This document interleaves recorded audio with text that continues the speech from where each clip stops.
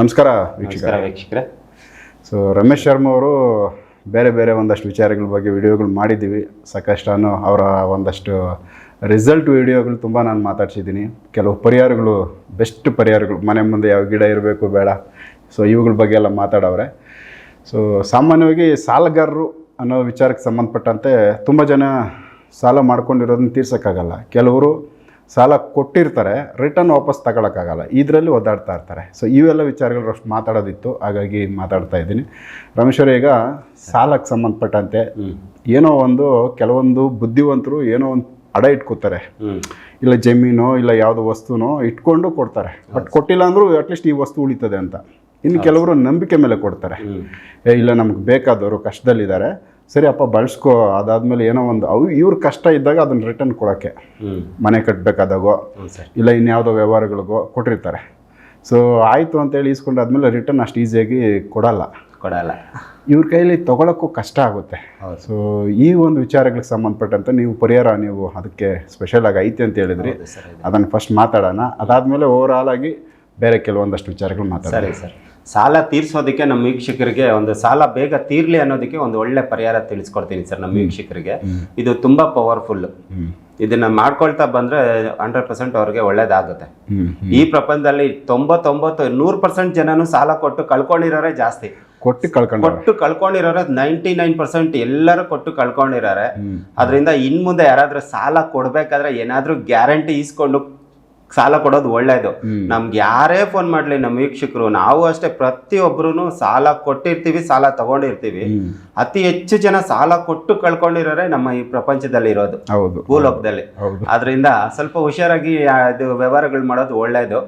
ಚೀಟಿ ವ್ಯವಹಾರಗಳಾಗ್ಲಿ ಎಲ್ಲಾನು, ತುಂಬಾ ಜನ ಚೀಟಿ ಎತ್ಕೊಂಡು ಹೋಗ್ಬಿಟ್ರು, ನನ್ಗೆ ಹಣ ಕೊಟ್ಟಿಲ್ಲ, ಏನೋ ಬಿಸ್ನೆಸ್ ಮಾಡಿದ್ವಿ ಹಣ ಕೊಟ್ಟಿಲ್ಲ, ಲಕ್ಷಾಂತರ ರೂಪಾಯಿ ಮೋಸ ಮಾಡ್ಬಿಟ್ರು, ಮತ್ತೆ ಕಣ್ ಮುಂದೆನೆ ಓಡಾಡ್ತಾರೆ, ಸಾಲ ಕೊಡ್ತಾ ಇಲ್ಲ ಅಂತ ತುಂಬಾ ಜನ ಸರ್. 99% ಎಲ್ಲ ಜನನು ಸಾಲ ಕೊಟ್ಟು ದುಡ್ಡು ಕೊಟ್ಟೆ ಕಳ್ಕೊಂಡಿರೋರು ಈ ಭೂಲೋಕದಲ್ಲಿ.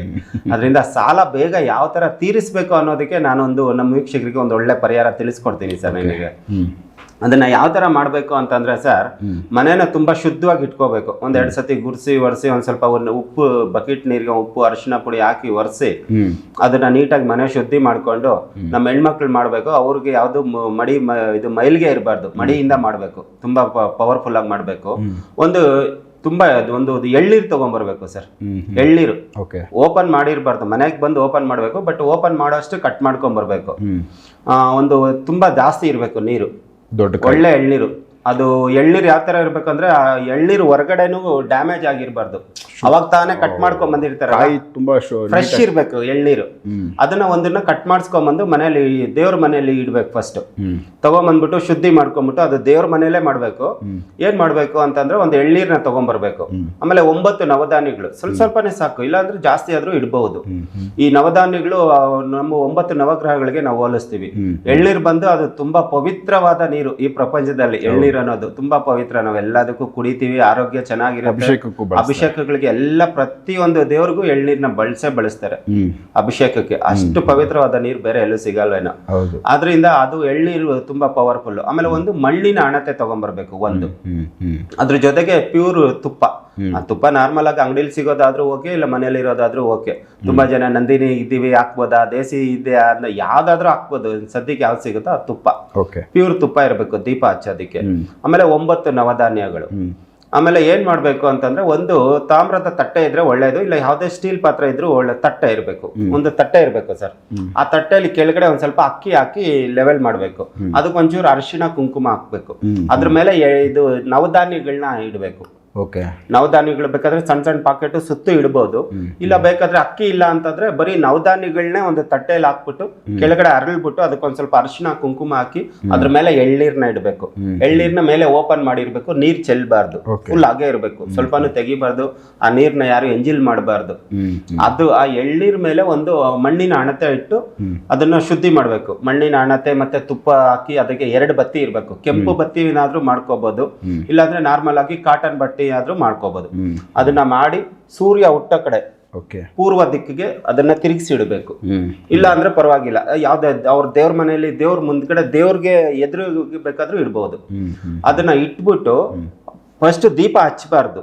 ಓಕೆ. ದೀಪ ಹಚ್ಚದಿರಾನೆ ಆ ಎಳ್ನೀರಿಗೆ ಮತ್ತೆ ಆ ದೀಪಕ್ಕೆ ಮತ್ತೆ ನವಧಾನ್ಯಗಳಿಗೆಲ್ಲ ಅರಿಶಿಣ ಕುಂಕುಮ ಒಂದ್ ಸ್ವಲ್ಪ ಹಣ್ಣು ಕಾಯಿ ಹೂವು ಎಲ್ಲ ಇಟ್ಟು ಸಿಂಪಲ್ ಆಗಿ ಒಂದ್ ಎರಡೆರಡು ಹಣ್ಣು ಇಟ್ರು ಸಾಕು, ಇಲ್ಲ ಒಂದೊಂದು ಹಣ್ಣು, ಇಲ್ಲ ಅವರ ಶಕ್ತಿ ಅನುಸಾರ ಇಟ್ಬಿಟ್ಟು ಅದಕ್ಕೆ ಫಸ್ಟ್ ಪೂಜೆ ಮಾಡ್ಬೇಕು.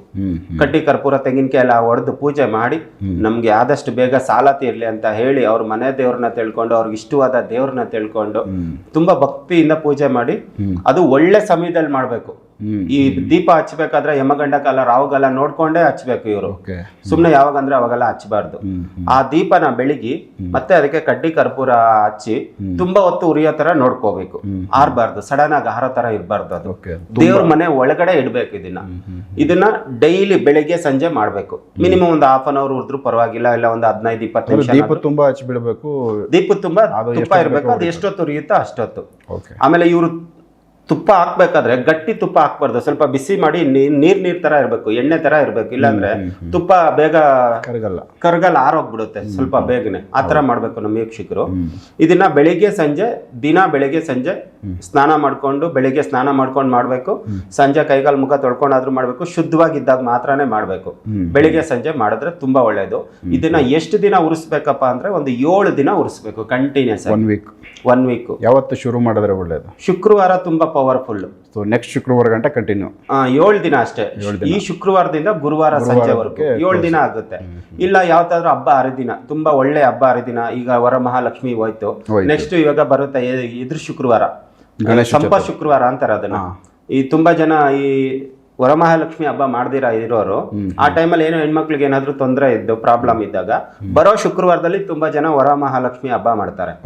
ಆ ಶುಕ್ರವಾರ ದಿನ ತುಂಬಾ ಪವರ್ಫುಲ್. ಅವತ್ತಿನ ದಿನ ಸ್ಟಾರ್ಟ್ ಮಾಡ್ಬೋದು, ಗುರುವಾರ ಸ್ಟಾರ್ಟ್ ಮಾಡ್ಬೋದು, ಹಬ್ಬ ಹರಿದಿನಗಳು, ಇಲ್ಲಾಂದ್ರೆ ಹುಣ್ಣಿಮೆ ದಿನ ಸ್ಟಾರ್ಟ್ ಮಾಡಿ 7 ದಿನ ಕಂಟಿನ್ಯೂಸ್ ಆಗಿ ಮಾಡ್ಬೇಕು. ಇದು ಯಾವ್ದೇ ಕಾರಣಕ್ಕೂ ಮಿಸ್ ಮಾಡಬಾರ್ದು. ಆದ್ರೆ ಒಂದೇ ಬೇಡಿಕೆ ಇಡ್ಬೇಕು, ಸಾಲ ತೀರ್ಬೇಕು ಅಂತ. ಸಾಲ ಯಾರಿಗಾನ ಅಂದ್ರೆ ಕೊಡ್ಬೇಕಾದ್ರು ವಾಪಸ್ ಬರ್ಲಿ ಅಂತಾನು ಪೂಜೆ ಮಾಡಬಹುದು. ಎರಡಕ್ಕೂ ಆಮೇಲೆ ಸಾಲ ಇರೋದು ತೀರ್ಲಿ ಅಂತಾನು ಪೂಜೆ ಮಾಡಬಹುದು. ಒಂದೇ ಬೇಡಿಕೆ ಇಡ್ಬೇಕು. ಆ ಒಂದು ಬೇಡಿಕೆ ಇಟ್ಟು ಇದನ್ನ ಭಕ್ತಿಯಿಂದ ಪೂಜೆ ಮಾಡಿದ್ದೆ ಆದ್ರೆ ಸರ್, ಇವ್ರಿಗೆ ಪಕ್ಕ ಇದು ಒಳ್ಳೇದಾಗುತ್ತೆ, ರಿಸಲ್ಟ್ ಕಣ್ ಮುಂದೆ ಸಿಕ್ಕೇ ಸಿಗುತ್ತೆ. ಆದಷ್ಟು ಬೇಗ ಇವ್ರಿಗೆ ಸಾಲನೂ ವಾಪಸ್ ಬರುತ್ತೆ, ಸಾಲಗಳು ತೀರುತ್ತೆ. ಮತ್ತೆ ಈ ನವಧಾನ್ಯನ ತೆಗೆದ್ಬಿಟ್ಟು ಅದನ್ನ ಬೇಕಾದ್ರೆ ಇವರು ಅಡಿಗೆಗೆ ಬೇಕಾದ್ರೆ ಕೆಲವೊಂದು ಐಟಮ್ಗಳನ್ನ ಅಡಿಗೆಗೆ ಯೂಸ್ ಮಾಡ್ಬೋದು. ಇಲ್ಲಾಂದ್ರೆ ಯಾವ್ದಾದ್ರು ದೇವಸ್ಥಾನಕ್ಕೆ ಅವ್ರ ಊರಲ್ಲಿ ಅವ್ರ ಮನೆ ಪಕ್ಕ ಯಾವ್ದಾದ್ರು ಹತ್ರ ಇರೋ ದೇವಸ್ಥಾನಕ್ಕೆ ಹೋಗಿ ಆ ನವಧಾನ್ಯನ ದಾನವಾಗಿ ಕೊಟ್ಬಿಡ್ಬೋದು. ಇಲ್ಲಾಂದ್ರೆ ಯಾವ್ದಾದ್ರು ಒಳ್ಳೆ ನೀರಲ್ಲಿ, ಹರಿಯೋ ನೀರು, ಕೆರೆ, ಬಾವಿ, ಕುಂಟೆ, ಒಳ್ಳೆ ನೀರಲ್ಲಿ ಆ ನವಧಾನ್ಯಗಳನ್ನ ನೀರಲ್ಲಿ ಬಿಡ್ಬೇಕು 7 ದಿನ ಆದ್ಮೇಲೆ. ಇಲ್ಲಾಂದ್ರೆ ಇನ್ನೂ ಒಂದ್ ಕೆಲಸ ಮಾಡ್ಬೋದು, ಆ ನವಧಾನ್ಯಗಳನ್ನ ಒಂದು ಅರ್ಶನದ ಕಲರ್ ಅಥವಾ ಕೆಂಪು ಕಲರ್ ಬಟ್ಟೆಲಿ ಒಂದು 3 ಗಂಟೆ ಹಾಕಿ ಕಟ್ಬಿಟ್ಟು ಒಂದು ಅರ್ಶನ ಕುಂಕುಮ ಇಟ್ಟು ಒಂದು ಪೂಜೆ ಮಾಡಿ ಇವರು ಬೀರುಲಾದ್ರೂ ಇಟ್ಕೋಬಹುದು. ಕ್ಯಾಶ್ ಬಾಕ್ಸ್, ಬೀರುಲಿ, ಇಲ್ಲ ದೇವ್ರ ಮನೇಲಾದ್ರೂ ಇಡ್ಬೋದು. ಬಟ್ ನವಧಾನ್ಯಗಳು 3 ತಿಂಗಳ ಮೇಲೆ ಇರಲ್ಲ, 3 ಅಥವಾ 6 ತಿಂಗಳ ಮೇಲೆ ಉಳು ಬಿದ್ಬಿಡುತ್ತೆ, ಮತ್ತೆ ಅದು ಮೈಲಿಗೆ ಆಗುತ್ತೆ. 3 ತಿಂಗಳು ಇಟ್ಕೊಂಡು ಆಮೇಲೆ ಬೇಕಾದ್ರೆ ನೀರಲ್ಲಿ ಬಿಡ್ಬೋದು, ಇಲ್ಲ ಪೂಜೆ ಮುಗ್ದಿದ್ಮೇಲೆ ಅದನ್ನು ನೀರಲ್ಲಿ ಬಿಡ್ಬೋದು. ಇದನ್ನ ನಮ್ಮ ವೀಕ್ಷಕರು, ಇದು ತುಂಬಾ ಪವರ್ಫುಲ್. ಇದು ತುಂಬಾ ಹಳೇ ನಮ್ಮ ಗುರುಗಳು ತಿಳಿಸ್ಕೊಟ್ಟಿದ್ದು, ನಾನು ಇವತ್ತರೆಗೂ ಎಲ್ಲೂ ರಿವೀಲ್ ಮಾಡಿರ್ಲಿಲ್ಲ. ಇವತ್ತು ನೀವು ಕೇಳಿದ್ರಿ ಅಂತ ನಾನೊಂದು ಇದೊಂದು ನಮ್ಮ ವೀಕ್ಷಕರಿಗೆ ತುಂಬಾ ಒಳ್ಳೇದಾಗುತ್ತೆ, ಇದನ್ನ ಮಾಡ್ಕೋಬಹುದು. ಸೊ 1 ವೀಕ್ ಇದು ಮಾಡಿ ಆದ್ಮೇಲೆ ನಮ್ಗೆ ಒಂದು ರಿಸಲ್ಟ್ ಕಾಣಿಸ್ಬೇಕು ಅಂದ್ರೆ ಎಷ್ಟು ಟೈಮ್ ಅಲ್ಲಿ ನಾವು ಹಿಡಿಯುತ್ತೆ ಸರ್, ಅವ್ರ ಕರ್ಮಾನುಸಾರ ಅದು ಹಿಡಿಯುತ್ತೆ. ಒಬ್ಬರಿಗೆ 1 ವಾರದಲ್ಲೇ ಗೊತ್ತಾಗ್ಬಿಡುತ್ತೆ, ಒಬ್ಬರಿಗೆ 15 ದಿವಸ ಆಗುತ್ತೆ, ಒಬ್ಬರಿಗೆ 45 ದಿನ ಆಗುತ್ತೆ, 1 ತಿಂಗಳಲ್ಲಿ ರಿಸಲ್ಟ್ ಸಿಗುತ್ತೆ ಸರ್. ಸೊ ಪೂರ್ತಿ ಬರುತ್ತೆ ಅನ್ನೋದು ನಾನು ಗ್ಯಾರಂಟಿ ಕೊಡಲ್ಲ ಸರ್. ಸ್ವಲ್ಪ ಒಂದು ಸ್ಟೆಪ್ ಬೈ ಸ್ಟೆಪ್ ನೋಡಿ ಸರ್. ಈ ಪ್ರಪಂಚದಲ್ಲಿ ಯಾರೇ ಪರಿಹಾರ ಕೊಟ್ರು, ನಾವ್ ಏನೇ ಮಾಡಿಸಿದ್ರು, ಲಾಟ್ರಿ ಟಿಕೆಟ್ ಹೊಡೆದಂಗೆ ಒಂದೇ ಸತಿ ನಮ್ಗೆ ಯಾರಿಗೂ ಒಳ್ಳೇದಾಗಲ್ಲ. ನಾವು ಎಷ್ಟು ಭಕ್ತಿಯಿಂದ ಪೂಜೆ ಮಾಡ್ತೀವಿ. ಈಗ ಒಂದ್ ದೇವಸ್ಥಾನಕ್ಕೆ ಹೋಗ್ತೀವಿ, ಬರೀ ಕೈಯಲ್ಲಿ ಹೋದ್ರೆ ಏನ್ ಫಲ ಸಿಗುತ್ತೆ, ಒಂದ್ ಹಣ್ಣುಕಾಯಿ ಹೂವು ತಗೊಂಡೋದ್ರೆ ಏನ್ ಫಲ ಸಿಗುತ್ತೆ. ಅದೇ ನಾವು ಒಂದು ಅಭಿಷೇಕ ಮಾಡಿಸಿದ್ರೆ ಏನ್ ಫಲ, ರುದ್ರಾಭಿಷೇಕ ಬೇರೆ, ಆ ಕ್ಷೀರಾಭಿಷೇಕ ಬೇರೆ. ಈ ತರ ನಾವು ಯಾವ ತರ ನಮ್ ಶಕ್ತಿ ಅನುಸಾರವಾಗಿ ಮಾಡಿಸಿದ್ರೆ ಆ ದೇವ್ರು ಆ ಫಲ ನಮಗ್ ಕೊಡ್ತಾನೆ. ಅದೇ ತರನೇ ಇದೂನು ಅಷ್ಟೇ. ಪ್ರತಿಯೊಂದು ಫಲ ಸಿಕ್ಬೇಕಂದ್ರೆ ನಾವು ಕೊಡೋ ಪರಿಹಾರಗಳು ಪರಿಪೂರ್ಣವಾಗಿ ಮಾಡಬೇಕು ನಮ್ಮ ವೀಕ್ಷಕರು. ಅವಾಗಲೇ ಅವ್ರಿಗೆ ಕಣ್ ಮುಂದೆ ರಿಸಲ್ಟ್ ಸಿಕ್ಕೇ ಸಿಗುತ್ತೆ, ಪಕ್ಕ ಒಳ್ಳೇದಾಗುತ್ತೆ. ಸೊ ಯಾರಿಗೆ ನಾವು ಅಮೌಂಟ್ ಕೊಟ್ಟಿರ್ತೀವಿ, ಸೊ ಅವ್ರ ಹೆಸರುಗಳನ್ನ ಇಲ್ಲಿ ಯೂಸ್ ಮಾಡ್ಬೇಕಾ ಪೂಜೆಯಲ್ಲಿ? ಇದು ಬಂದು ಸಾಲ ತೀರೋದಕ್ಕೆ ತುಂಬಾ ಪ್ರಾಮುಖ್ಯತೆ ಈ ಪೂಜೆಗೆ. ಯಾಕಂದ್ರೆ ಯಾರಿಗೋ ಒಬ್ರು ಕೊಟ್ಟಿರ್ತೀವಿ, ಅವ್ರ ಹೆಸರು ಗೊತ್ತು ಸರ್. ಅದು ಸಾಲ ತೀರ್ಲಿಕ್ಕೆ ಬೇರೆ ಪರಿಹಾರ ಅಲ್ಲ. ಈಗ ನಾವ್ ಯಾರಿಗಾದ್ರೂ ಸಾಲ ಕೊಟ್ಟು ಕಳ್ಕೊಂಡ್ಬಿಟ್ಟಿರ್ತೀವಲ್ಲ, ಅದಕ್ಕೆ ತುಂಬಾ ದೊಡ್ಡ ದೊಡ್ಡ ಪರಿಹಾರಗಳು ಬೇರೆ ಬೇರೆ ಇದೆ ಸರ್. ಇದು ನಾನು ಇವಾಗ ಕೊಟ್ಟಿರೋ ಪರಿಹಾರ ಬಂದು ಸಾಲ ತೀರ್ಲಿಕ್ಕೆ. ಇವರೆಲ್ಲೋ ಸಾಲ ಮಾಡ್ಬಿಟ್ಟಿರ್ತಾರೆ, ಬ್ಯಾಂಕಲ್ಲಿ ಒಂದಷ್ಟು ಲೋನ್ ಇರುತ್ತೆ. ಸುಮಾರು ನೋಡಿ ನಮ್ಮ ವೀಕ್ಷಕರು ತುಂಬಾ ಫೋನ್ ಮಾಡಿದಾಗ ಎಲ್ಲರೂ, ಸ್ವಾಮಿ 4-5 ಕಡೆ ಸಾಲಕ್ಕೆ ಸಿಕ್ಕಾಕೊಬಿಟ್ಟಿದೀವಿ, ತುಂಬಾ ಕಷ್ಟದಲ್ಲಿದ್ದೀವಿ. ತುಂಬಾ ಜನ ಸಾಲ ಮಾಡಿ ಊರ್ ಬಿಟ್ಟು ಬೇರೆ ಊರಲ್ಲಿ ಹೋಗಿ ಬದುಕ್ತಾ ಇರೋರನ್ನ ನಾನು ನೋಡಿದ್ದೀನಿ. ಹೌದು. ಯಾಕಂದ್ರೆ ಸಾಲ ತೀರ್ಸೋದಿಕ್ ಆಗಲ್ಲ, ಅಷ್ಟೊಂದು ಸಾಲಗಳು. ಆ ಸಾಲಗಳೆಲ್ಲ ಯಾಕೆ ಬರುತ್ತೆ ಅಂತಂದ್ರೆ ಅವ್ರದ್ದು ಕರ್ಮಾನುಸಾರವಾಗಿ ಅವರು ಮೊಬೈಲ್ ನಂಬರ್ ಕೆಟ್ಟಿರುತ್ತೆ ಅವ್ರಿಗೆ 100%. ಅವ್ರು ಯೂಸ್ ಮಾಡೋ ಮೊಬೈಲ್ ನಂಬರ್ ಕೆಟ್ಟಿರುತ್ತೆ, ಅವ್ರ ಜಾತಕಗಳು ಕೆಟ್ಟಿರುತ್ತೆ, ಅವ್ರ ಮನೇಲಿ ವಾಸ್ತು ದೋಷ ಇರುತ್ತೆ, ಇಲ್ಲ ಕಾಳ ಸರ್ಪ ದೋಷಗಳು 12 ತರ ಕಾಳ ಸರ್ಪ ದೋಷಗಳು ಬರುತ್ತೆ. ಈ ಕಾಳ ಸರ್ಪ ದೋಷಗಳು ನಾವೆಲ್ಲೂ ಆವೇ ಹೊಡೆದಿಲ್ಲ, ನಮ್ಗೆ ಹೆಂಗ್ ಬಂದ್ಬಿಡ್ತು ಹಾವು ಹೊಡಿ ಸಾಯಿಸ್ಲೇಬೇಕು ಅಂತ ಏನಿಲ್ಲ ಸರ್.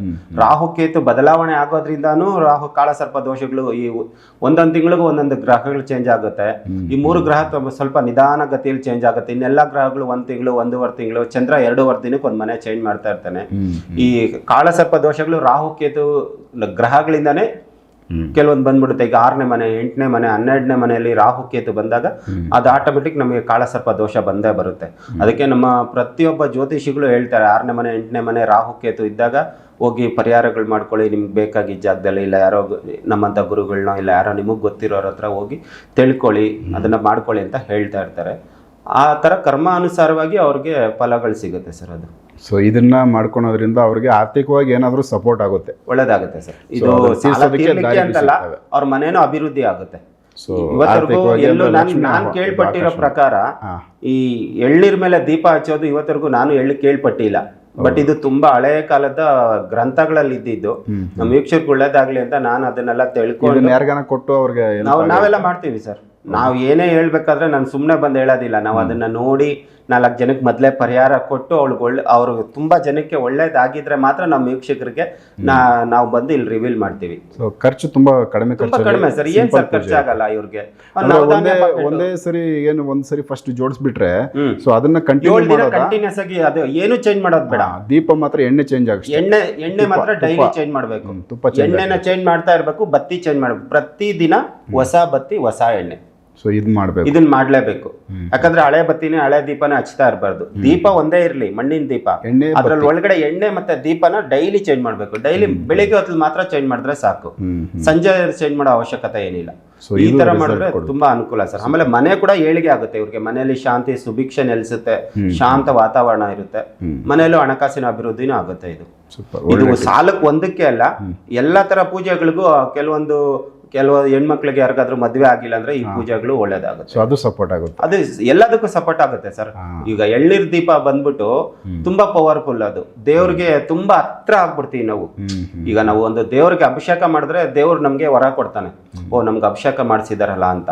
ಹಂಗೆ ಈ ಎಳ್ನೀರ್ ದೀಪನು ದೇವ್ರಿಗೆ ನಾವು ತುಂಬಾ ಹತ್ರ ಆಗೋದಕ್ಕೇನು ಮಾಡ್ಬೋದು. ಕಂಪ್ಲೀಟ್ ಶಾಂತಿ ಆಗುತ್ತೆ, ಮನೆ ಒಳ್ಳೇದಾಗುತ್ತೆ, ತಂಪಾಗ್ಬಿಡುತ್ತೆ. ತುಂಬಾ ಎಳ್ನೀರ್ ಎಷ್ಟು ತಂಪಾಗಿರುತ್ತೆ ನಾವು ಕುಡಿದ್ರೆ ಮನೆ ಕೂಡ ಅಷ್ಟೇ ತಂಪಾಗ್ತಾ ಇರುತ್ತೆ ಸರ್. ಓಕೆ, ಚೆನ್ನಾಗಿದೆ. ಸೊ ವೀಕ್ಷಕರೇ, ಇದು ರಮೇಶ್ ಶರ್ಮಾ ಅವರು ತುಂಬಾ ಒಳ್ಳೆ ಟಿಪ್ಸ್ ಕೊಟ್ಟಿದ್ದಾರೆ. ಯಾಕಂದ್ರೆ 1 ವಾರ ಇದನ್ನ ಆರಾಮ್ಸೆ ಮಾಡ್ಕೋಬೋದು, ಯಾರು ಬೇಕು ಮಾಡ್ಕೋಬೋದು. ಖರ್ಚು ತುಂಬ ಕಡಿಮೆ. ಸೊ ಇದನ್ನು ಮಾಡಿಕೊಂಡು ಮನೆಯಲ್ಲಿ ಒಂದು ರೀತಿ ಸಂತೋಷ, ಸಮೃದ್ಧಿ, ಅಭಿವೃದ್ಧಿ ಮನೆಯಲ್ಲೇ ಆಗಬೇಕು ಅಂದರೆ ಇದು ತುಂಬ ಚಿಕ್ಕದಾಗೈತೆ. ಇದುವರೆಗೂ ಈ ಥರದ್ದು ಈ ಟಿಪ್ಸ್ ಯಾರೂ ಹೇಳಿರಿಲ್ಲ, ನಾನು ಇದನ್ನು ಎಲ್ಲೂ ಕೇಳಿರಿಲ್ಲ. ಸೊ ಇದು ರಮೇಶ್ ಅವರು ಫಸ್ಟ್ ರಿವೀಲ್ ಮಾಡಿದ್ದಾರೆ. ಸೊ ಇದನ್ನು ಬಳಸ್ಕೊಳ್ಳಿ, ಇದು ರಿಸಲ್ಟ್ ಪಡ್ಕೊಳ್ಳಿ, ಎಲ್ಲರಿಗೂ ಒಳ್ಳೆಯದಾಗಲಿ.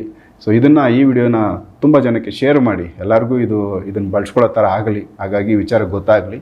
ಸೊ ಇದನ್ನು ಕೇಳ್ಕೊತೀವಿ. ನೆಕ್ಸ್ಟ್ ಇನ್ನೂ ರಮೇಶ್ ಶರ್ಮಾ ಅವ್ರ ಜೊತೆ ಎಪಿಸೋಡ್ಗಳು ಮಾಡ್ತಾ ಹೋಗ್ತೀವಿ. ಬೇರೆ ಬೇರೆ ಥರದ್ದು ಪರಿಹಾರ ಮಾರ್ಗಗಳು ಎಪಿಸೋಡ್ ನೋಡ್ತಾ ಹೋಗಿ. ನಮಸ್ಕಾರ. ನಮಸ್ಕಾರ ವೀಕ್ಷಕರೇ.